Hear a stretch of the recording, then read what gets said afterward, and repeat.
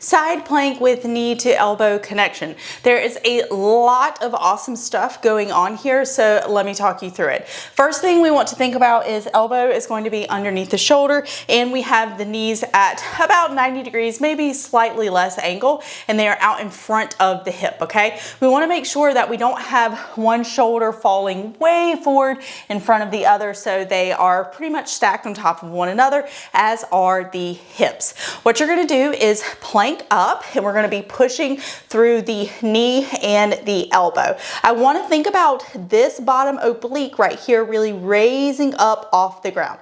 Now you're going to take this leg, your top leg, and it's going to come up.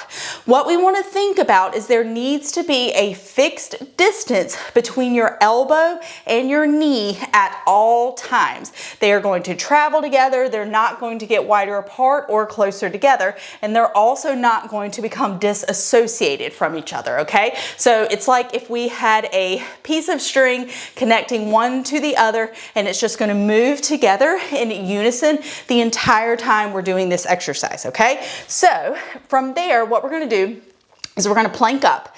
You're going to have your elbow at a 90-degree angle, and you're going to lift your leg up, okay? What we don't want to do is let this bottom hip drop. I promise it's going to start to feel hard, and you're going to want to let the hip drop. Don't do it, okay? As you are coming down, what we're thinking about is letting this top knee come just forward of the bottom knee without letting the whole body roll over, okay? We're letting the back of that bottom hip really stretch as we're coming forward. Now, you're gonna end in this position right here, okay? And notice that I keep the elbow and knee in check, okay? They're moving together. Now, as I come up, what I want to think about is pushing again through the shoulder and the hip on the bottom.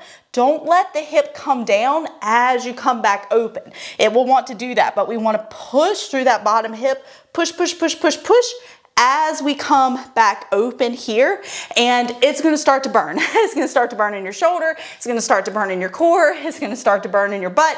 It's just going to be amazing, and you're going to love it. All right, so last thing to remember is that we need to be intentional about how we engage our core during this exercise. What we should feel is a zipping from the bottom up. So think about from the top of your pelvis to your belly button. Before you even plank up, you need to exhale and get that deep core on. As you're going through the motions of the exercise, you need to be exhaling and finding that deep core again and again and again every single time. All right, have fun.